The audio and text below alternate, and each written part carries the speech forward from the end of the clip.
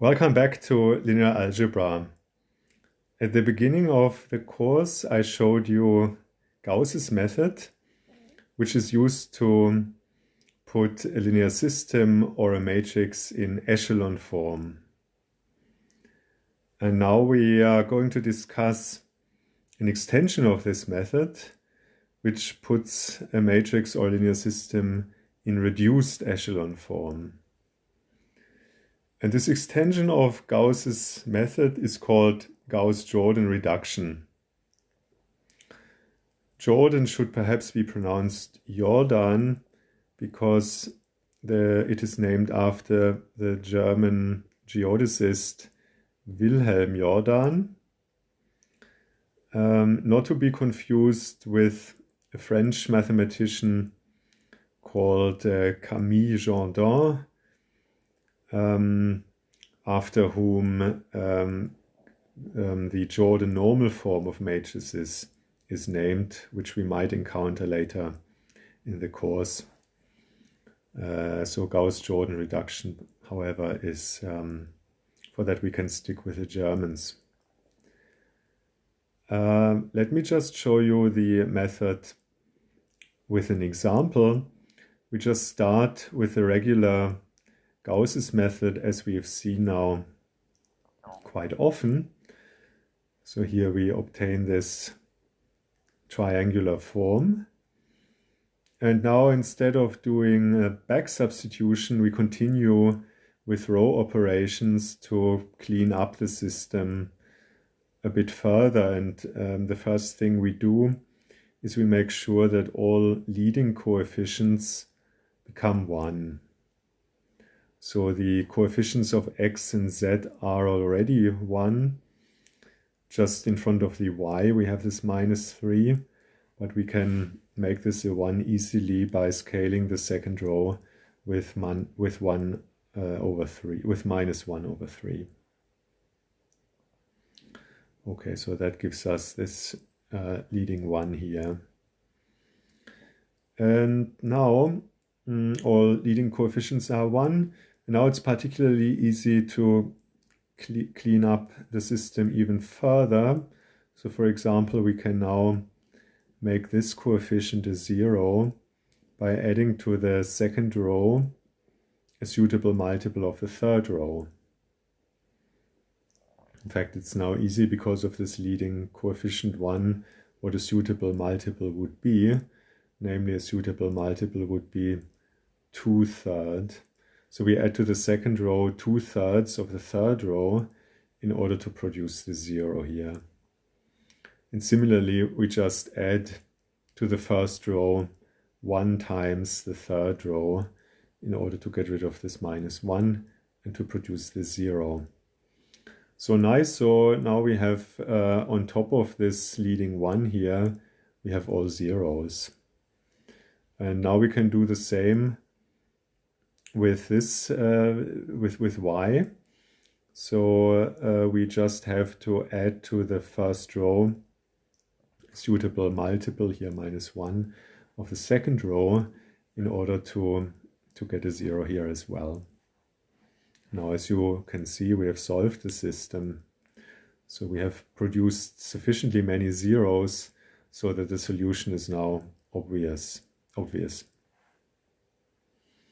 So using one entry to clear out the rest of a column is called pivoting on that entry. Let me show you another example. Here we have 4 unknowns, and in a system with 3 equations, we again start by putting the system in echelon form, which we have here. And then we turn the leading entries to 1s by suitable scalings of a half, and a half times the second row and 2/5 of the third row. That gives us the leading 1s. Nice. And now we can clear up more junk, so we can make this 3/2 to a 0 by adding to the second row a suitable multiple of the third row. In the first row we already have the 0, so we You don't have to do any work for that. Here, in order to get this 0, we just add the second row to the first row. That produces us yet another 0. Notice that we are kind of using here that the 0 that we've produced here is not destroyed by the new operation. And why is it not destroyed? Well, because we have the 0 here.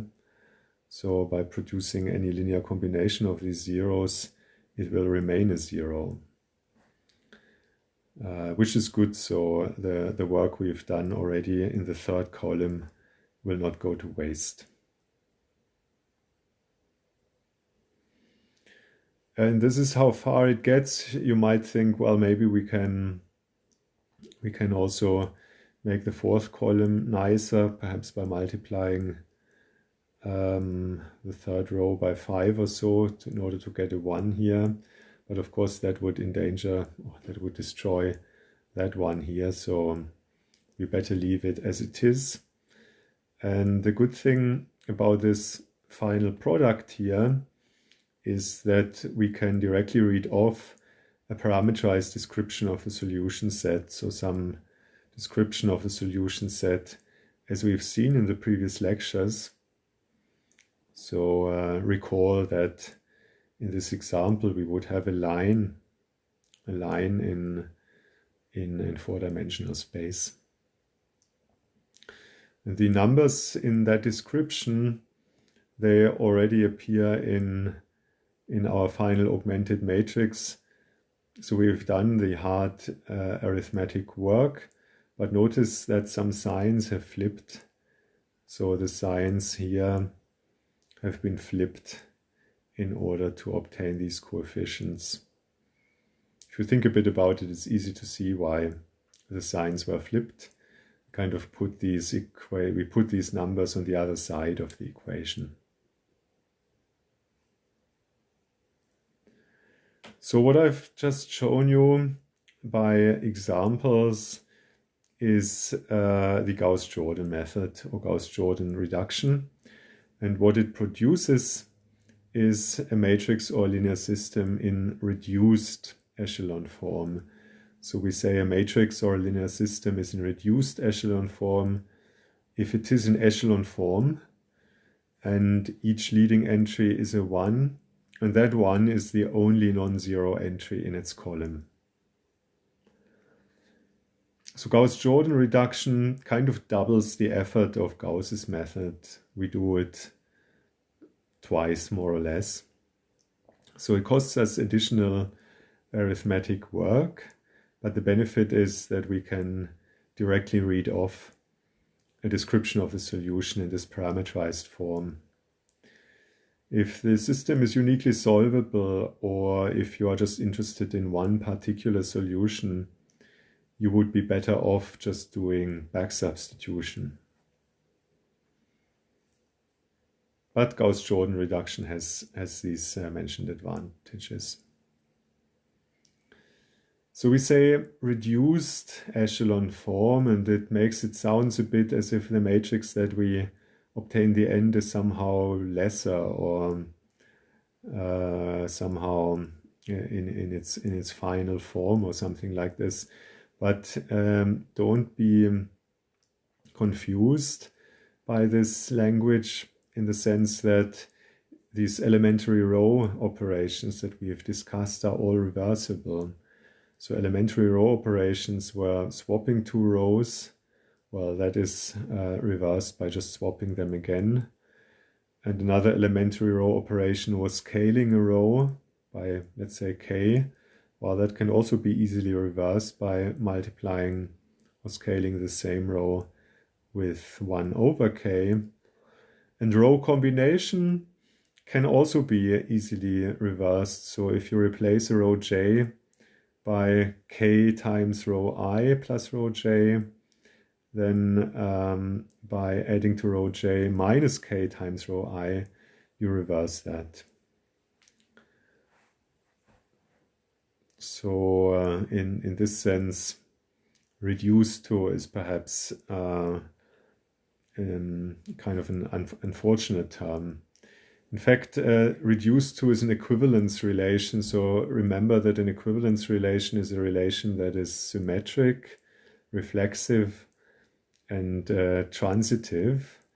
And yeah, if you consider this relation between two matrices, A and B, and A reduces to B using elementary row operations, then B also reduces to A by just the reverse row operation. So if you can use Gauss's method to transform that matrix into that matrix, you can also use the row operations to go back. And here are some other matrices that can also be transformed to these matrices in either direction using elementary row operations. Of course, all these 5 matrices here are interreducible using row operations.